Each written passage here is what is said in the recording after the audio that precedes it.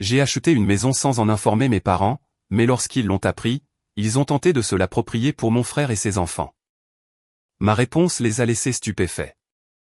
J'ai 28 ans, je suis soudeur près de Saint-Étienne, dans la Loire, et je veux vous raconter comment j'ai réalisé le meilleur coup de ma vie. Mais avant, je dois vous expliquer le contexte. Mon frère aîné, Maxence, a 32 ans et a toujours été l'enfant chéri. Le syndrome du fils préféré dans toute sa splendeur. Ce type aurait pu mettre le feu à la maison que mes parents auraient accusé les allumettes. Pour que vous compreniez la dynamique familiale, je vais vous donner 2 exemples. J'avais 14 ans et je travaillais les week-ends chez Leroy Merlin. J'ai passé 6 mois à économiser chaque centime pour m'acheter une PlayStation 3. Une demi-année à supporter des artisans qui me demandaient des tournevis pour gaucher. Tout ça pour réunir 400 €. Le jour où j'y suis enfin parvenu, je suis rentré à la maison et j'ai trouvé Maxence, âgé de 17 ans et n'ayant jamais travaillé de sa vie, en train de jouer sur une PS3 neuve dans le salon. Ton père et moi avons pensé que Maxence méritait quelque chose de spécial pour avoir eu un 12 en chimie, a dit ma mère sans quitter des yeux son émission de cuisine. Tu comprends, chérie? Il a fait beaucoup d'efforts. Des efforts. Cet idiot était en échec scolaire parce qu'il passait son temps à envoyer des messages à des filles et à vapoter dans les toilettes du lycée. Pendant ce temps, j'obtenais d'excellentes notes tout en travaillant le week-end. Et mon argent, ai-je demandé. Maintenant, tu pourras l'économiser pour quelque chose de plus pratique, a dit mon père. Peut-être de nouvelles chaussures de sécurité pour le travail. Maxence m'a regardé droit dans les yeux et a lâché, merci pour toutes ces économies, petit frère. Tu m'as évité la pression de devoir travailler pour avoir ça. La seule personne qui leur disait toujours leurs 4 vérités était mon grand-père Rodolphe. Cet homme était la vieille école à l'état pur. Il avait fait la guerre d'Algérie. Il a travaillé 40 ans dans le bâtiment et conduisait une Citroën SM qui vrombissait comme un fauve. C'est lui qui m'a appris à me servir des outils, à réparer des choses et à détecter les mensonges à des kilomètres. Tes parents pensent être justes, m'a-t-il dit un jour pendant que nous changions l'huile de la SM. Mais juste ne veut pas dire égal quand l'un travaille et que l'autre ne fait que recevoir. Souviens-toi de ça, Lucien. Tu as quelque chose que ton frère n'aura jamais. Qu'est-ce que c'est? Une colonne vertébrale et le bon sens de t'en servir quand il le faut. Quand mon grand-père est mort lors de mon année de terminale, il m'a légué cette Citroën. Mes parents ont aussitôt commencé à me presser de la vendre. Cette voiture vaut de l'argent. Pourquoi la laisser pourrir? Mais cette voiture était à moi. La première chose qui m'appartenait vraiment. Je l'ai entreposée dans un box et je payais les 45 € mensuels avec mon salaire de Leroy Merlin. Chaque virement que je faisais me rappelait les paroles de mon grand-père. Puis sont venues les années d'études supérieures. Je me suis donné à fond dans un BTS en conception et réalisation en chaudronnerie industrielle. J'ai travaillé de nuit comme manutentionnaire et j'ai été accepté à l'IUT de Lyon. Je pensais que vivre à la maison serait le plus judicieux pour économiser.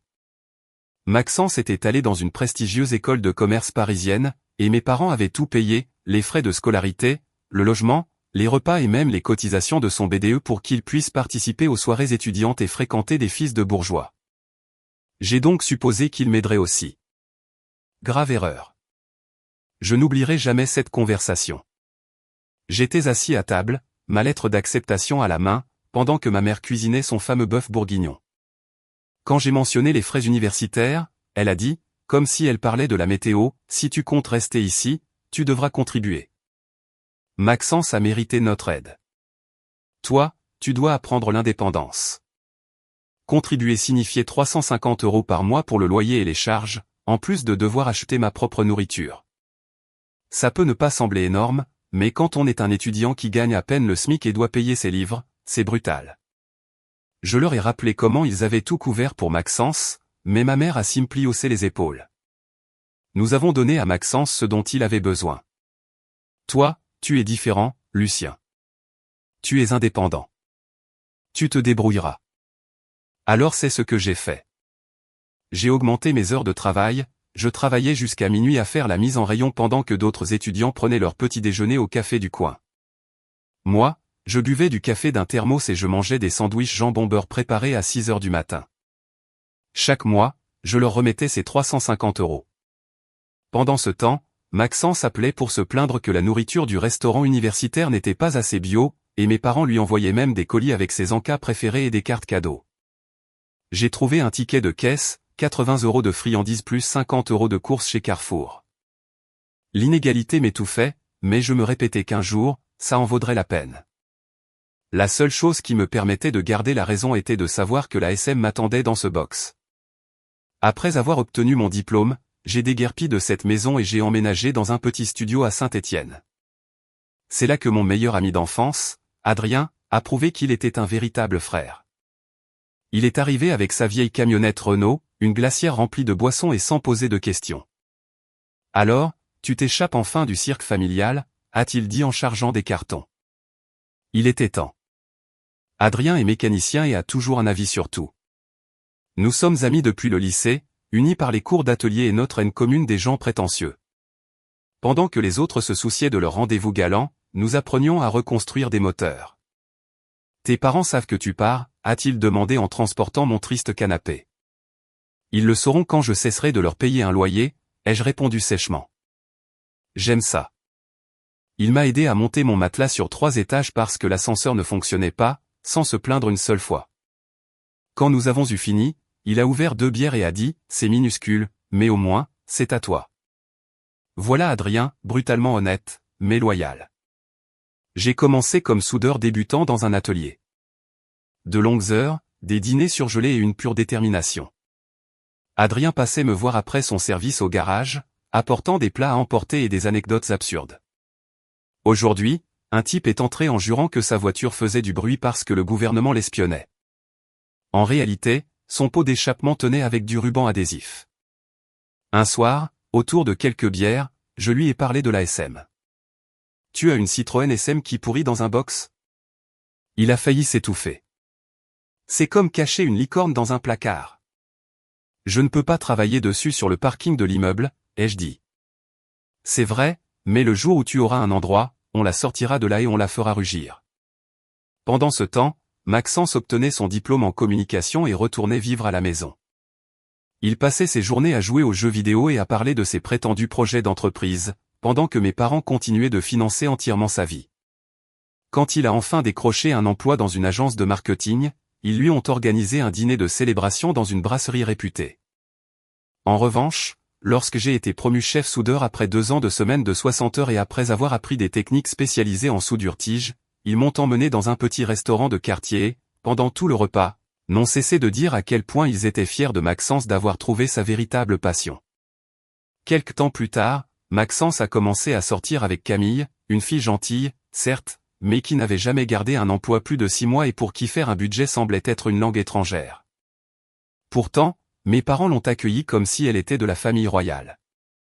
Le mariage fut un événement luxueux, coûtant plus cher que ma première camionnette.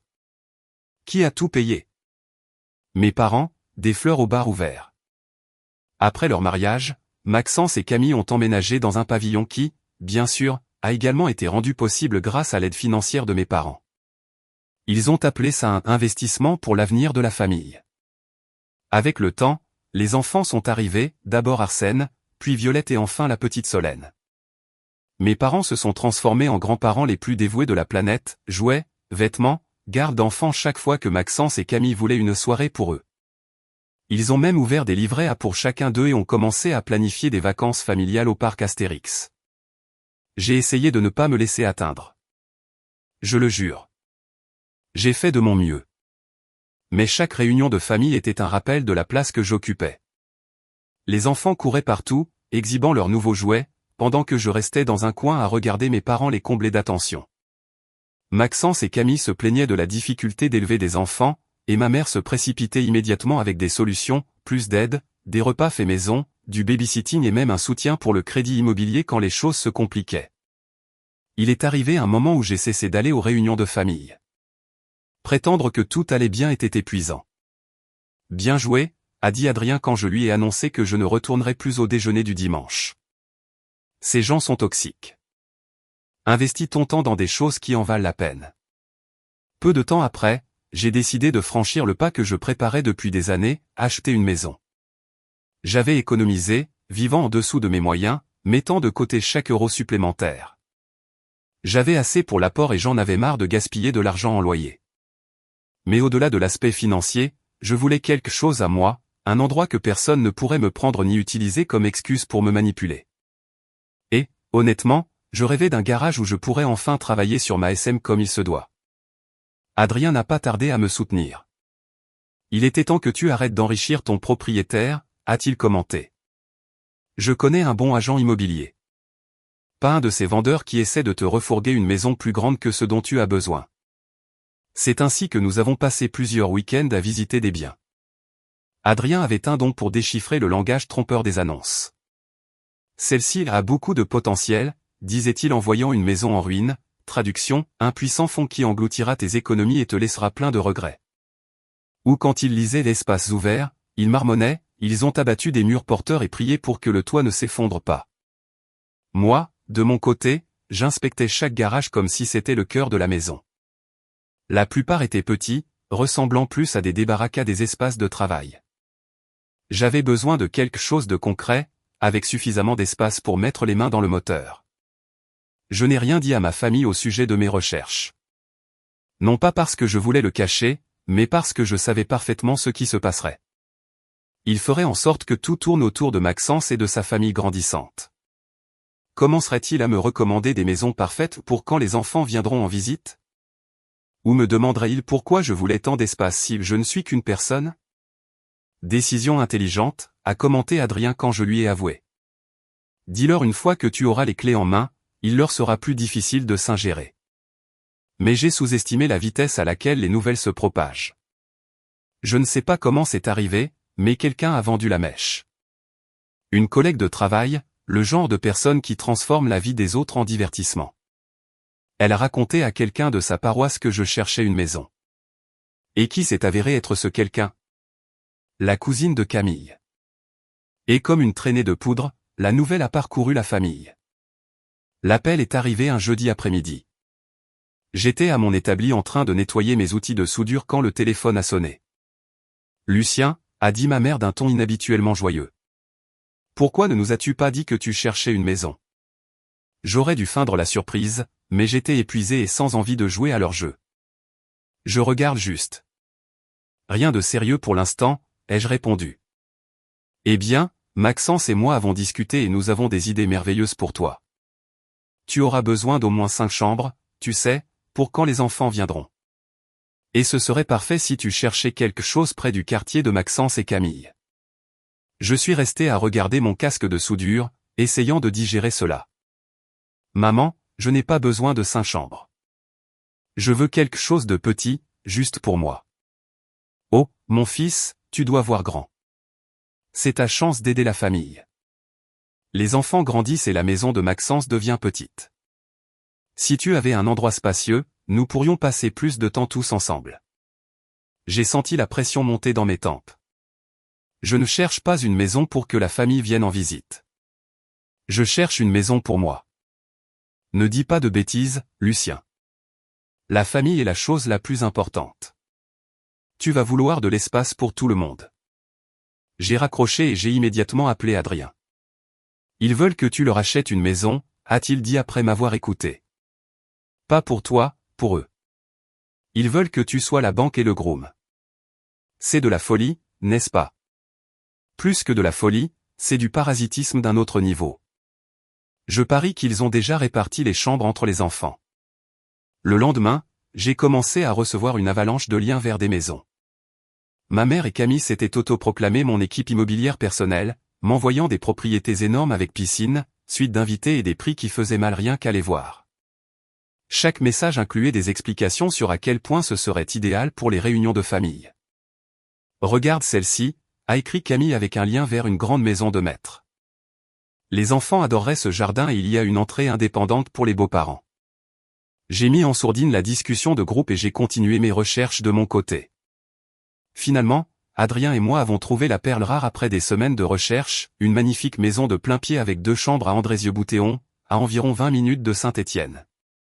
Elle avait une terrasse couverte, du parquet d'origine et une cuisine baignée par le soleil du matin. Le jardin arrière était parfait pour un petit potager, et il y avait une pièce à côté du salon, idéale pour regarder le foot du dimanche. mais le meilleur de tout, un garage double avec un établi, une installation électrique adéquate et suffisamment d'espace pour travailler sur ma voiture. C'est celle-là, a dit Adrien en parcourant la maison avec moi. Structure solide, bonne fondation et le meilleur, seulement 2 chambres.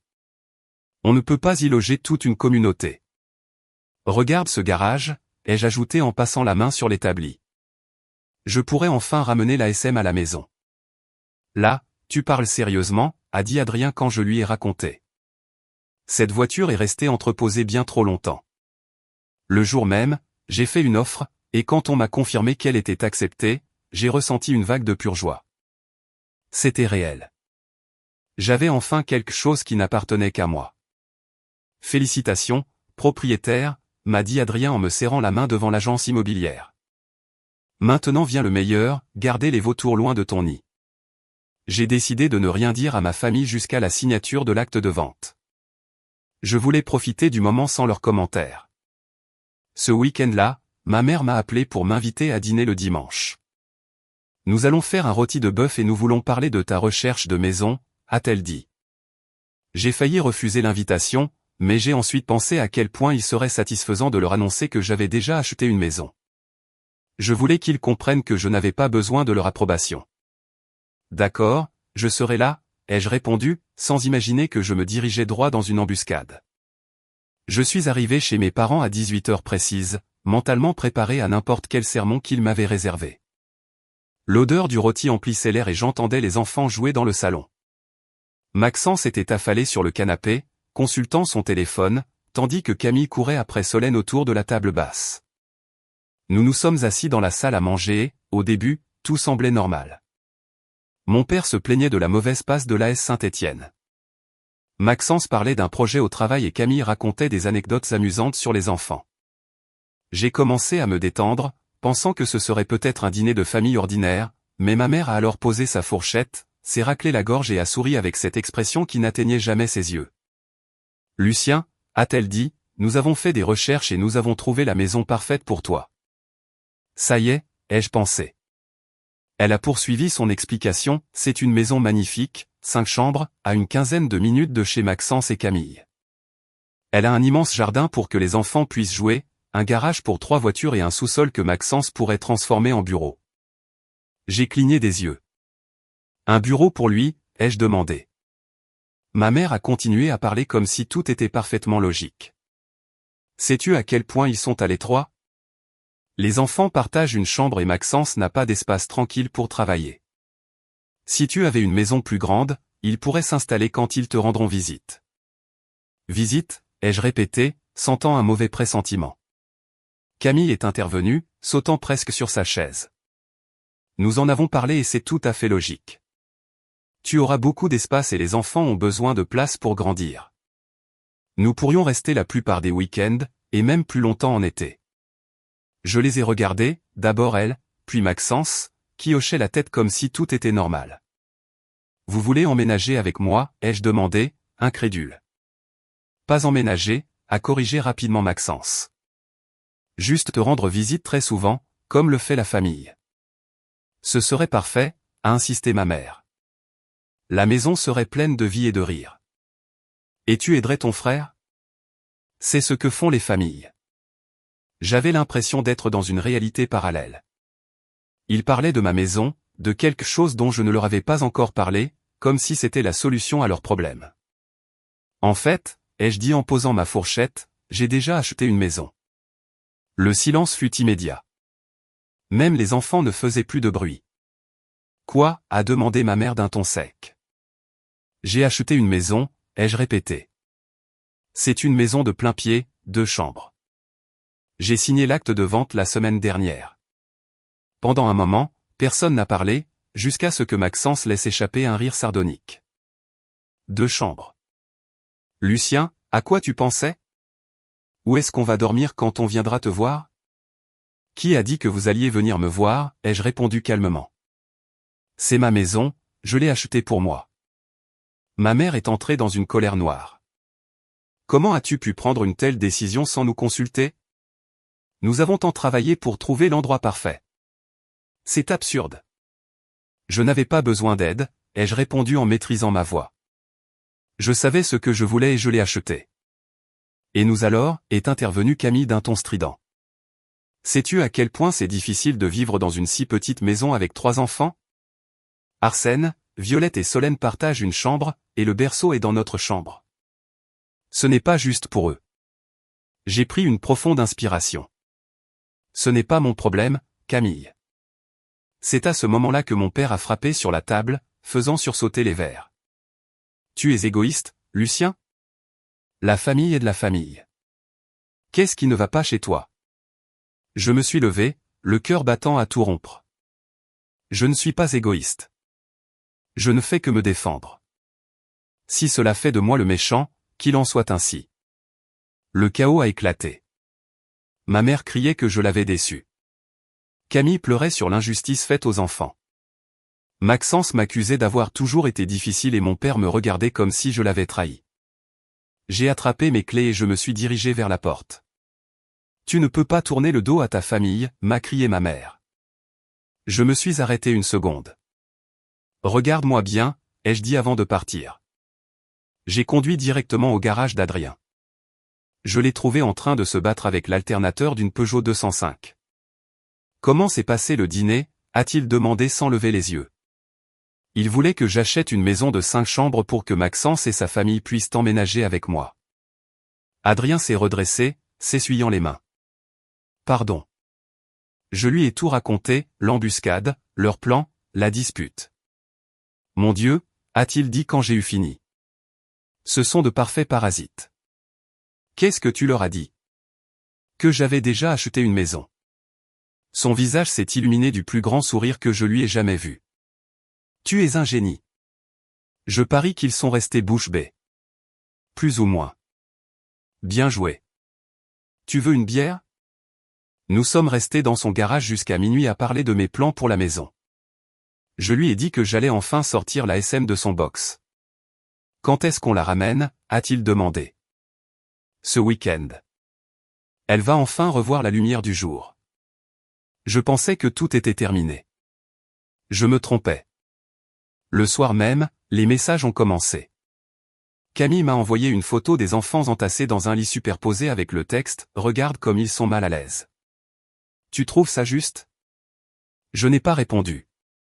Que pouvais-je dire? Que l'achat de ma maison avait fait rétrécir leur appartement par magie? Le lendemain, je me suis réveillé avec 25 appels manqués de ma mère et une série de messages de plus en plus dramatiques.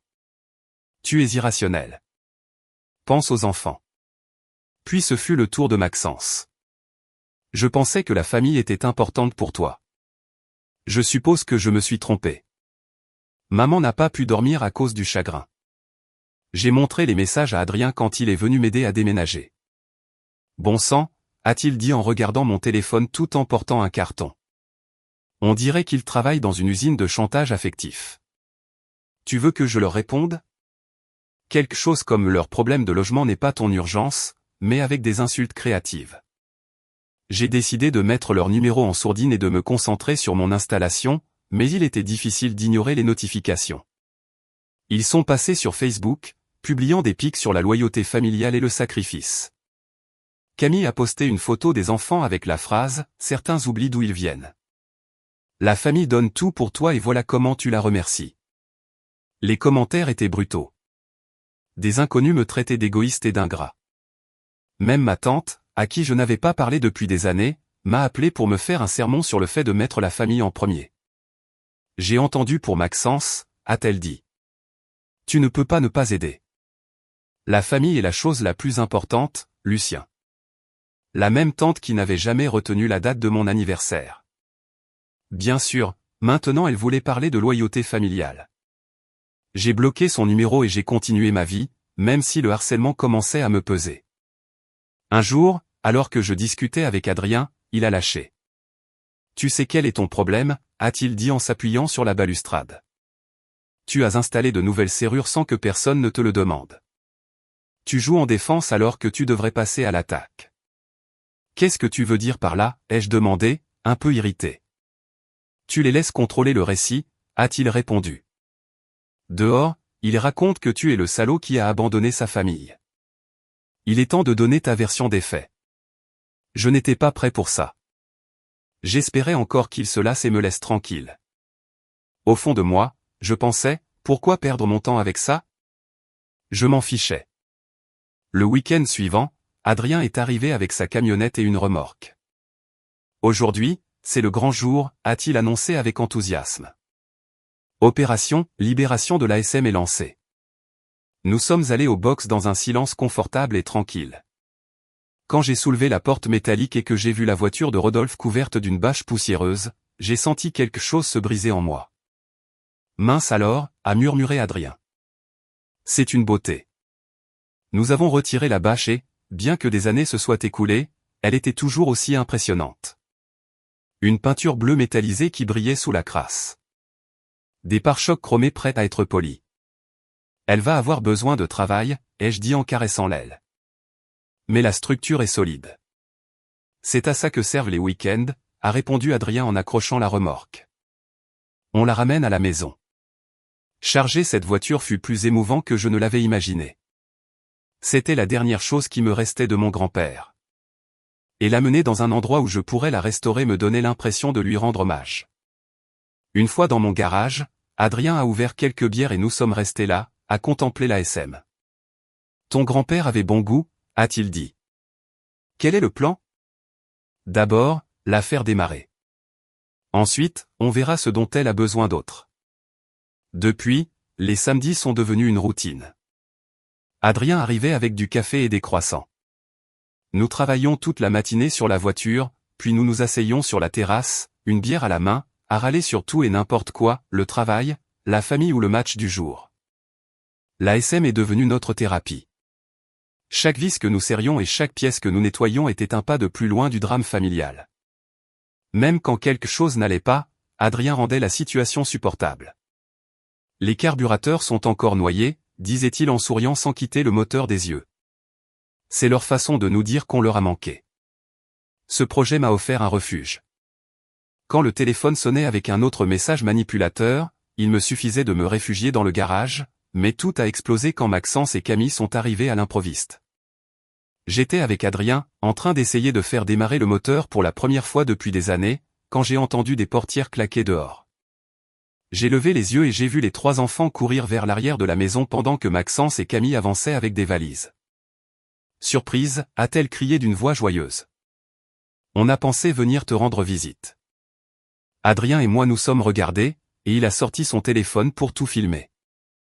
Je me suis essuyé les mains sur un chiffon et je me suis avancé. Je ne me souviens pas de vous avoir invité, ai-je dit calmement. Allez, Lucien, a répliqué Maxence avec une grimace. On est de la famille, on n'a pas besoin d'invitation. Si, vous en avez besoin, ai-je répondu en bloquant l'entrée. C'est ma maison. Ne sois pas comme ça, a insisté Camille. Les enfants étaient si excités de voir ta maison. Regarde comme ils sont heureux. Heureux, alors qu'ils saccageaient mon jardin. Arsène et Violette arrachaient les fleurs et piétinaient le potager que je venais de préparer.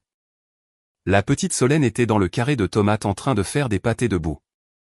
Fais-les sortir d'ici, ai-je dit en contenant ma fureur. Ce sont des enfants, a répliqué Maxence. Ils ne font rien de mal. Ils détruisent mon jardin. Qu'ils sortent maintenant. Il m'a regardé comme si j'exagérais. Pourquoi tu parles comme ça, frérot, a-t-il demandé en consultant son téléphone. Dehors de chez moi. Dehors de mon jardin. Prends les enfants et va-t'en. Tu es ridicule, a sangloté Camille. Nous sommes venus de loin. Je ne vous ai pas demandé de venir. Je ne vous ai pas invité. C'est ma maison et je veux que vous partiez. Comme tu voudras, a grogné Maxence. Mais ne t'attends pas à ce qu'on continue d'essayer de t'inclure dans la famille. Exactement, ai-je répondu. Je prends ma décision. Ils sont partis, mais non sans laisser de la boue sur le sol et casser un cadre photo. J'ai passé le reste de la journée à nettoyer. Adrien, sans que je ne dise rien, est resté pour aider. Quand nous avons eu fini, il m'a tendu une clé à molette. Tu veux te défouler sur ce carburateur? Il est plus têtu que jamais. Ce soir-là, après son départ, je suis resté dans le garage à regarder l'ASM. J'ai pensé à Rodolphe. Il aurait envoyé tout le monde promener depuis des années. Il était peut-être temps de suivre son exemple. J'ai changé de numéro, j'ai bloqué tout le monde sur les réseaux sociaux et, pendant un certain temps, la paix est revenue. Adrien et moi avons consacré les week-ends à la maison. Nous avons construit des bacs de culture pour remplacer le potager détruit. Nous avons arrangé le salon. Nous avons installé un nouveau ventilateur dans la chambre, mais le projet phare restait l'ASM. Après 3 semaines de travail, nous y sommes parvenus. Le moteur a rugi comme un lion. J'ai senti que mon grand-père souriait de quelque part. Écoute ça, a dit Adrien en souriant alors que le moteur se stabilisait. C'est le son de la liberté. J'ai commencé à penser qu'ils avaient enfin compris le message. Je me suis concentré sur mon travail, j'ai restauré ma maison, j'ai avancé sur la voiture et j'ai même recommencé à sortir avec quelqu'un. J'avais l'impression de pouvoir respirer, jusqu'à ce que ma mère apparaisse à ma porte avec une tarte aux pêches et un faux sourire. « Salut, mon fils », a-t-elle dit comme si nous nous étions parlé la veille. Je passais voir comment tu allais. Je l'ai laissé entrer. Elle a posé la tarte sur le comptoir et a parcouru la maison du regard, comme pour faire un inventaire. C'est magnifique, Lucien. Tu as fait un excellent travail. Merci, ai-je répondu, attendant la vraie raison de sa visite. Je voulais m'excuser, a-t-elle dit en s'asseyant.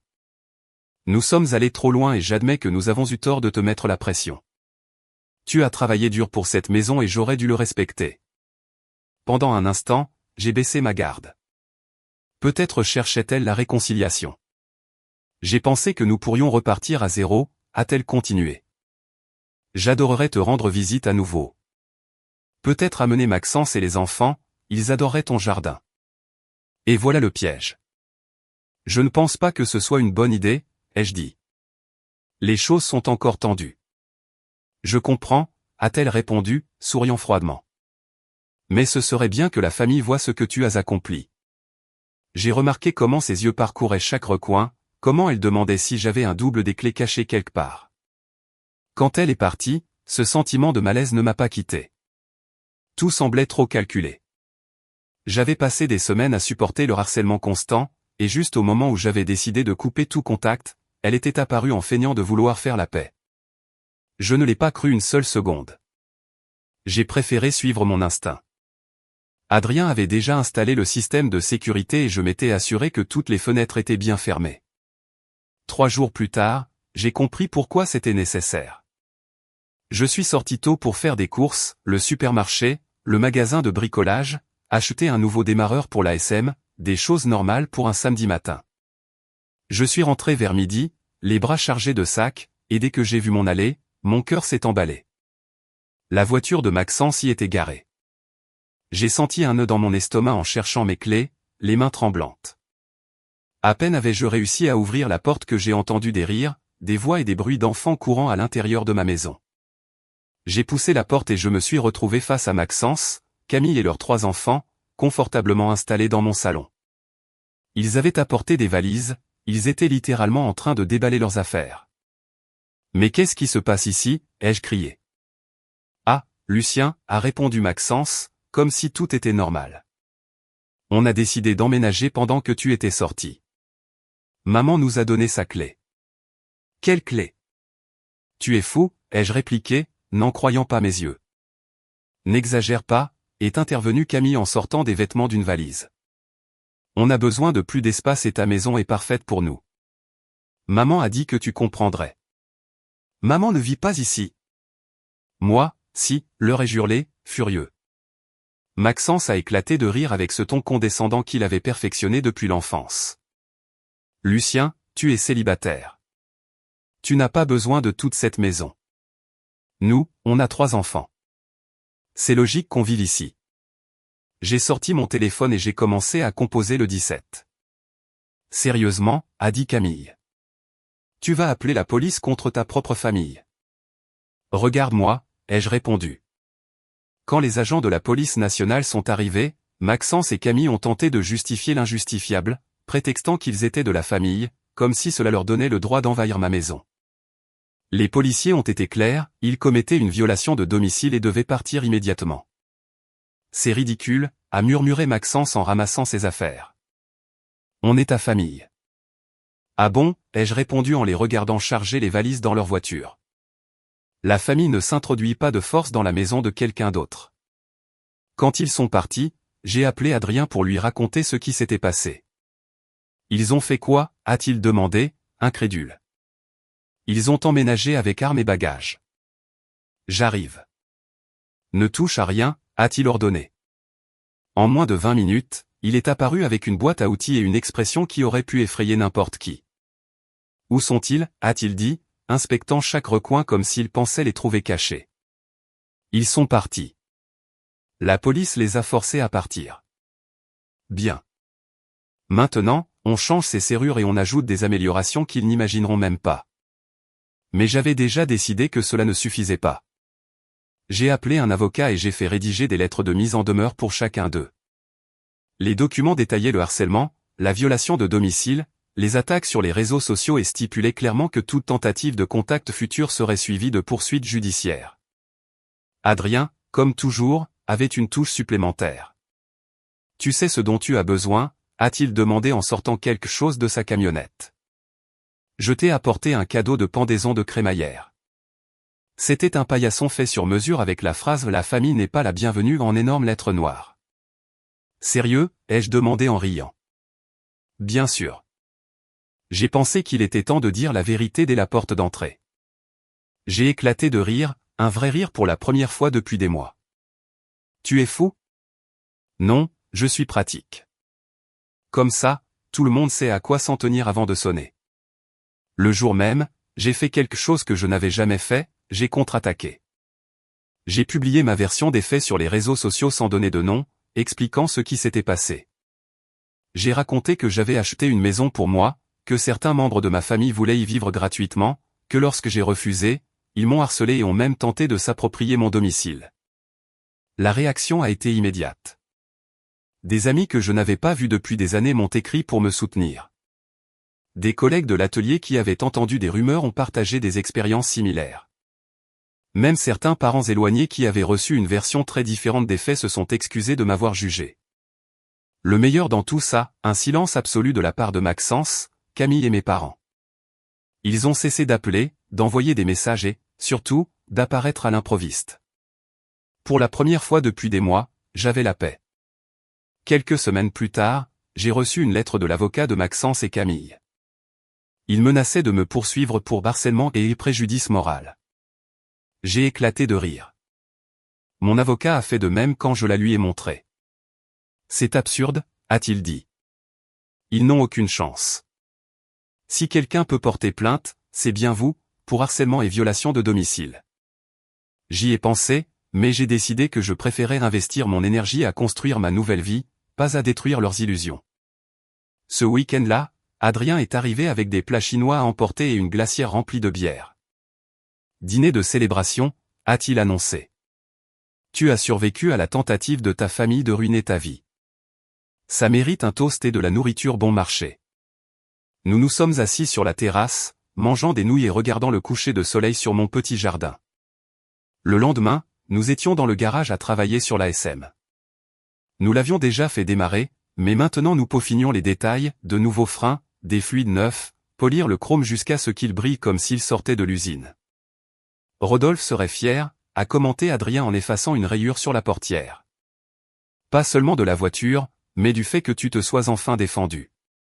Oui, ai-je répondu en ajustant le mélange du carburateur. Je pense qu'il le serait. Aujourd'hui, j'écris ces lignes en buvant mon café dans mon coin préféré, en regardant le potager de tomates que j'ai transplanté et qui fleurit maintenant. La lumière du matin entre par les fenêtres et j'entends le doux rugissement de l'ASM dans le garage. Adrien s'est levé tôt pour installer le nouveau système d'échappement. Mon téléphone est silencieux. Ma maison est à moi et je suis enfin libre. Parfois, on me demande si ma famille me manque. La vérité, c'est qu'on ne peut pas regretter quelque chose qu'on n'a jamais eu. Si quelqu'un qui lit ceci traverse une situation similaire, souvenez-vous, votre vie vous appartient. Et parfois, la meilleure chose à faire est de couper les ponts avec les personnes toxiques. Et si vous avez la chance d'avoir un ami comme Adrien, croyez-moi, vous avez déjà gagné. Cette histoire vous a plu? Laissez un commentaire et abonnez-vous pour soutenir la chaîne. D'autres histoires arrivent bientôt.